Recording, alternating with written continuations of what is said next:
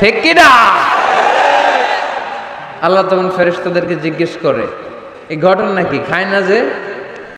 সামনে ইফতারি, বসে থাকি আমরা তৃষ্ণায় সারাটা দিন, ছাতি ফেটে যায়। আল্লাহ দেখে, দেখতে দেখতে আল্লাহর একটা সফট কর্নার তৈরি হয়। এটাই সুযোগ কাজে লাগানোর, ঠিক কিনা?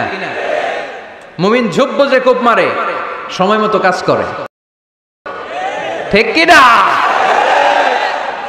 আল্লাহ তখন ফেরেশতাদেরকে জিজ্ঞেস করে, এই ঘটনা নাকি? খায় না যে? খায় না কেন? আল্লাহ রোজা রাখছে। এগুলো কি? রোয়াবজা, পেঁয়াজ, আলুর চপ, বেগুনি, মুরগির রান। খায় না। খায় না কেন? ওরা যে ক্ষুধার্ত, আল্লাহ আপনার ভয়ে। তাই কি চায়? আল্লাহ আপনার কাছে ক্ষমা চায়। ক্ষমা চায়, আল্লাহ রহমতের দরিয়ায় জোশ খেলে যায়। আল্লাহ তখন বলে, আমারে দেখছে নাকি ওরা? ফেরেশতারা বলে, না দেখে নাই। আমার জান্নাত জাহান্নাম দেখেছে? না দেখে নাই। আমারে না দেখে, জান্নাত জাহান্নাম না দেখে আমার এত ভয় করে। যাও, আজকের এই রোজার বিনিময়ে এখন বান্দা যা চাইবে সব কবুল করে নেব। তাহলে তাহাজ্জুদের সময় ইফতারির আগে কার কাছে যাব? চাওয়ার মতো চাইলে উনি দেয়। বিশ্বাস হয়? যার বিশ্বাস হয় তারে দেয়, যার হয় না তারে দেয়। উদু আল্লাহ ওয়া আনতুম মুকিনুনা বিল ইজাবা, এমন ভাবে আল্লাহর কাছে চাও যে তুমি নিশ্চিত আল্লাহ তোমার কথা শুনছেন, তিনি তোমাকে দিবেন, ঠিক কিনা? এই দোয়া একটা আর্ট, একটা শিল্প। এটা কি? একটা শিল্প। এই শিল্পটাকে আত্মস্থ করতে হয়, জানতে হয়, চাইতে জানতে হয়। চাওয়ার মতো চাইতে জানলে, দোয়ার মতো দোয়া করতে জানলে দোয়া কবুল করে কে? আপনারা মিসাইল হামলা হয়, নাম শুনেছেন না? মিসাইল যখন অ্যাটাক করা হয় তখন এটা লক্ষ্যবস্তুতে যে আঘাত হানে। দোয়ার মতো দোয়া করলেও এটা লক্ষ্যবস্তুতে যে ভেদ করে। সুবহানাল্লাহ পড়বেন না? কিন্তু চাইতে জানতে হবে। চাওয়ার মতো চাইলে আল্লাহ শোনে। এজন্য আমরা যখন ছোট একটা গান শুনতাম, মাওলা তোমায় ডাকতে জানি না, ডাকার মতো ডাকলে মাওলা কেমনে শোনে না। এজন্য ডাকার মতো ডাকতে হয়, চাওয়ার মতো চাইতে হয়। চাওয়ার মতো চাইলে তিনি শোনেন, তিনি আমাদের ফরিয়াদে সাড়া দেন, দেওয়ার জন্য তিনি প্রস্তুত 24/7, দিনের 24 ঘন্টা, সপ্তাহের 7 দিন, মাসের 30 দিন তিনি বসে আছেন। শেষ রাতে প্রথম আকাশে বিশেষভাবে মনোনিবেশ করেন আর বলেন, আলা মিন মুস্তাগফিরিন আগফির আলা, কার ক্ষমা দরকার ক্ষমা চাও, ক্ষমা করে দেব। আমাদের তো ক্ষমা টমার দরকার নাই, আমরা সবাই নিষ্পাপ।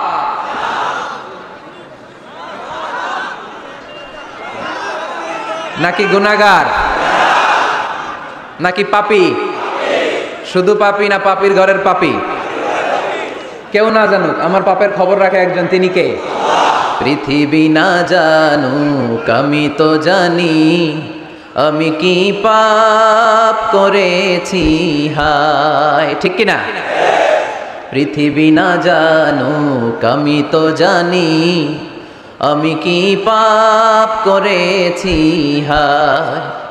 আমার পাপের করলে বিচার, বাঁচার আমার নাই উপায়।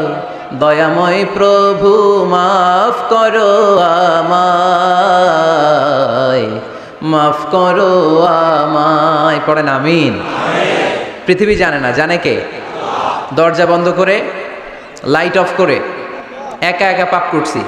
পুলিশ দেখে নাই, র্যাব দেখে নাই, বন্ধু বান্ধব দেখে নাই, পরিবারের কেউ দেখে নাই, দেখলো কে? সবার চোখ ফাঁকি দেয়া গেলেও ফাঁকি দেয়া যায় না একজনের চোখ। চোখটা কার? তার চোখকে কখনো ফাঁকি দেয়া যায় না। এজন্য আমরা সবাই পাপী, শুধু পাপী না, পাপীর ঘরের পাপী। 14 গোষ্ঠী আমাদের পাপী, তাই না? তো এই জন্য আমাদের ক্ষমা চাওয়া উচিত খুব বেশি বেশি আল্লাহ তাআলার কাছে। আমরা সবাই পাপী, শেষ রাতে আল্লাহ ডাকে, কার পাপ আছে বলো, ক্ষমা চাও, ক্ষমা করে দেব। কে অন্যায় করেছো বলো, ক্ষমা চাও, ক্ষমা করে দেব। চোখের পানি ছেড়ে যদি ক্ষমা চাই, মাফ করে দেয় কে? চোখের পানির এত মর্যাদা, আল্লাহ এটারে বড্ড পছন্দ করে। 2 ফোঁটা পানি আল্লাহর কাছে সবচেয়ে প্রিয়। কয় ফোঁটা? আজকে এই মেসেজটা নিয়ে যেতে হবে ঘরে। ফরিদপুরের ভাইয়েরা, 2 ফোঁটা পানি রবের দরবারে খুব প্রিয়। আওয়াজ করে বলতে হবে, কয় ফোঁটা? এক হলো জেহাদের ময়দানে শহীদের গা থেকে বেয়ে পড়া রক্তের ফোঁটা। আমরা শহীদ হতে চাই কি চাই না? শাহাদাতের তামান্না যদি কারো অন্তরে না থাকে, এটা কি মুমিন না মুনাফিক? আর শাহাদাতের তামান্না নিয়ে কেউ যদি বিছানায় পড়েও মারা যায়, শহীদদের কাতারে তারে উঠাই দিবে কে?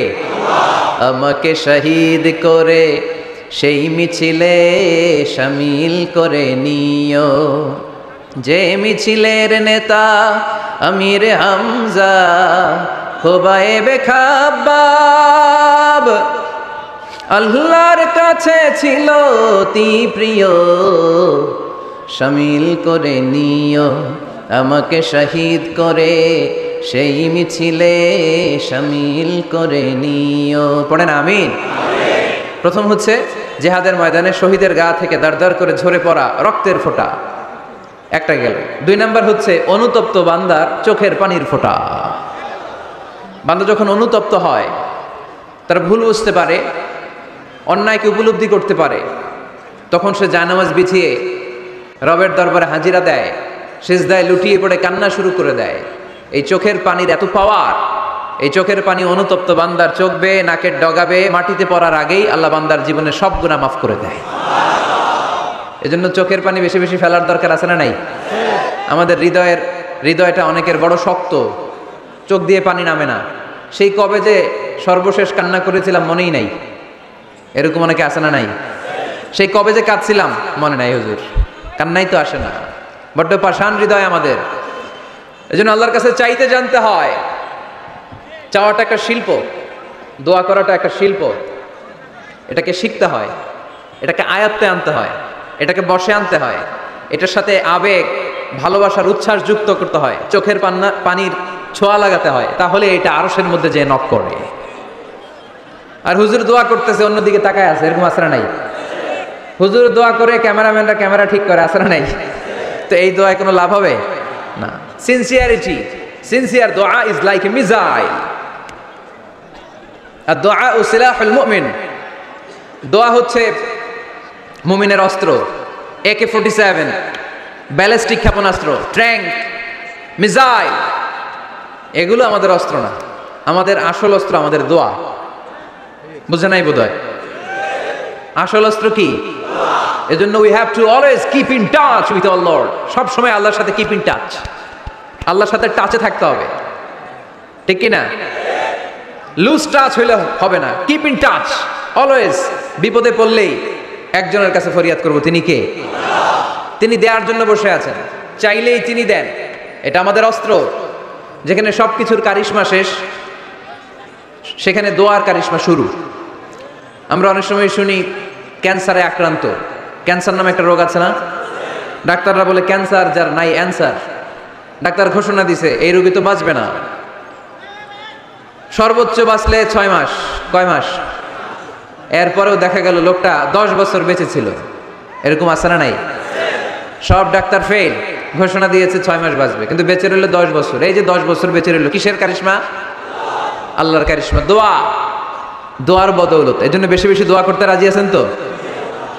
বেশি বেশি দোয়া করতে হবে, দোয়া করলেই লাভ। জীবনের যত দোয়া আপনি করেছেন, আপনার দোয়া কবুল করছে কে? তবে সাথে সাথে সব সময় করে না। 3টা পদ্ধতিতে আল্লাহ দোয়া কবুল করেন। কয়টা পদ্ধতিতে? আল্লাহর কাছে চাইলে আল্লাহ বলে ওকে ফাইন, দিব কবুল।